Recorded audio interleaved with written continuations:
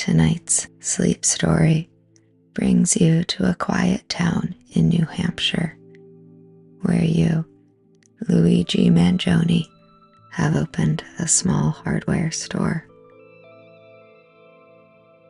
It is an unassuming place where people come not just for tools, but for the small, steady rituals of everyday repair. You move through this space carefully, deliberately. A man rebuilding his life in the empty stretch of a future he never thought he'd have. The town has accepted you, warmly, quietly, the way it accepts the changing of seasons.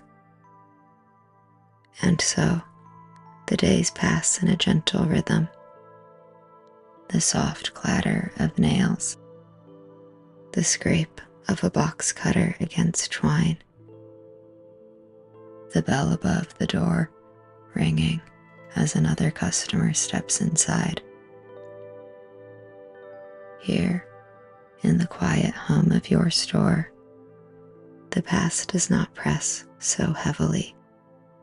There is only the simple, steady work of keeping things running.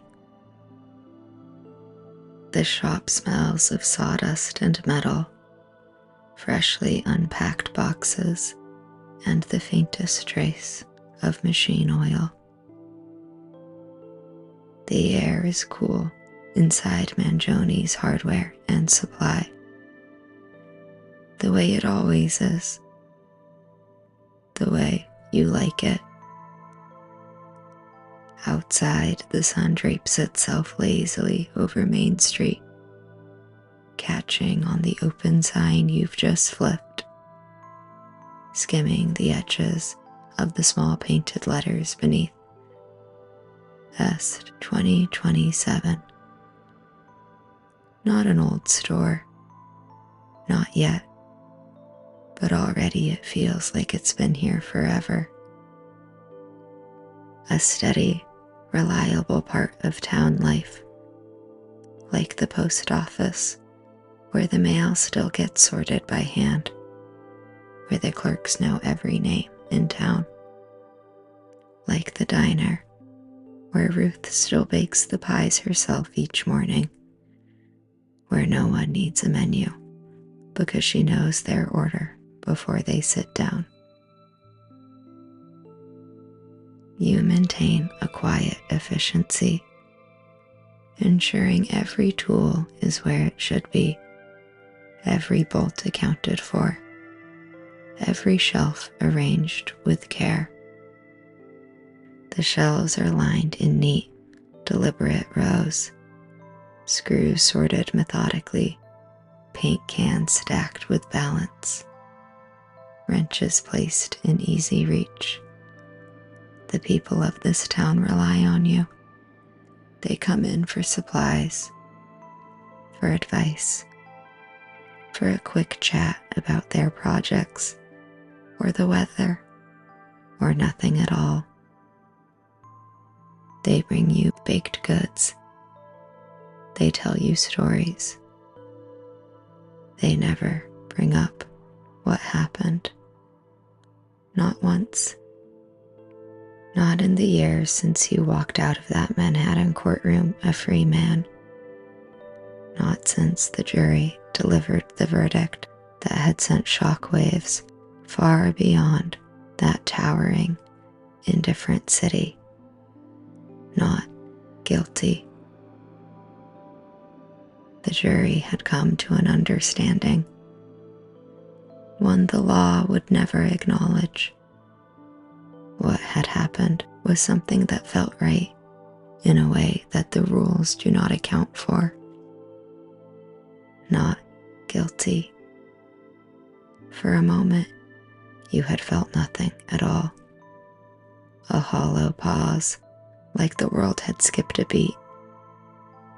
A door you had expected to close had swung open instead, and beyond it stretched a life unplanned for.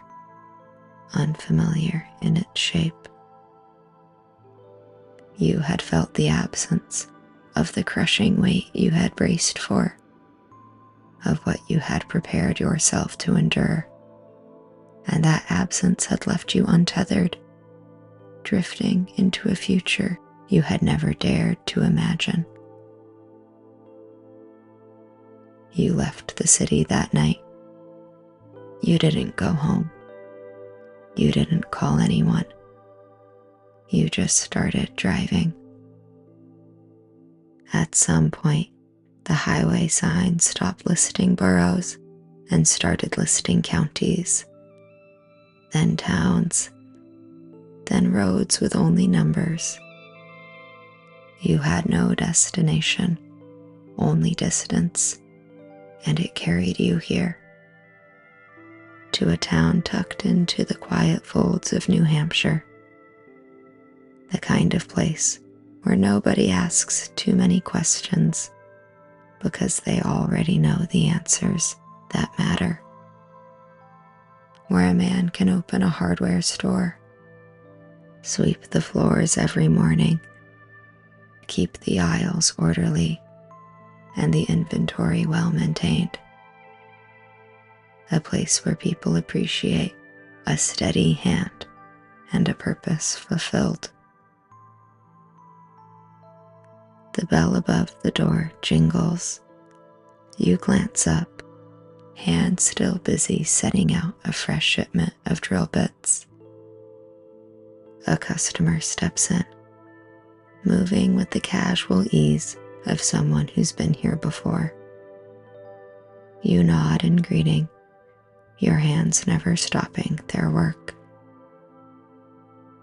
The prosecutor's voice had been steady and clear. Ladies and gentlemen of the jury, the evidence is undeniable.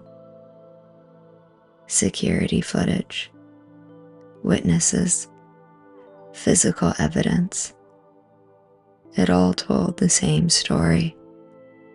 The moment when everything changed. The way your hands had moved, instinctive, certain. The way life had shifted irreversibly. They showed footage. They called experts. They presented arguments with precision, making their case as thoroughly as possible. But the jury had listened. The jury had watched the footage. And then the jury had thought about their own lives, their own frustrations, the times they had been powerless. They had looked at you and seen something more than a defendant. They had seen someone who had done what they, in another life, might have wished to do. They had seen a verdict that felt right, regardless of what the evidence said. And when the time came to deliberate, the jurors, 12 strangers, bound together by duty, had looked at each other and known, without speaking, what they would do. Let him go. They would let him go. The customer sets a box of assorted nails on the counter. You blink, pulled back into the present. Do you have these in 2-inch? The man asks. Something about him tugs at the edges of memory. The set of his shoulders, the way he holds himself. Your fingers tap absently on the countertop. Let me check. You turn, walk the short distance to the wall of small bins. You know where the nails are, of course. You make sure everything is in its place. But you take an extra moment, a breath. You had been certain You would never have anything like this at all. Never the rhythm of movement, never the quiet rituals of working with your hands, never the steady, predictable pace of a life of your own making. There had been a moment in that courtroom when you felt the weight of an entire future that would never come to be. A life locked away, mapped out in steel and concrete. And then suddenly, that life was gone. Another would take its place. You hadn't imagined a hardware store, a quiet town, days spent sorting screws, shaking hands. But here it was, laid out before you, as solid and real as the bins of nails beneath your fingertips. The jury had never spoken to the press. There had been no books, no interviews, no grand reveal of the secret pact they had made. The unspoken understanding that justice and the law were not always the same thing. There had been silence, and then, after the verdict, life had simply moved on, as if it had always been meant to be this way. You had moved on too. You had taken what money you had and opened a hardware store in a town that welcomed you, that trusted you, a town that did not ask questions because they had already decided on the answers. The box of brass nails makes a soft thunk as you set it on the counter. You look up, meet the man's eyes, and this time you recognize him. Not in an immediate, surface level way, but deeper. The way you recognize an old song playing faintly from another room. A scent that stirs up something distant and half remembered. It's not his face. It's something in the way he carries himself, the way he watches you with careful neutrality. A juror, one of the 12, one of the ones who let you walk free.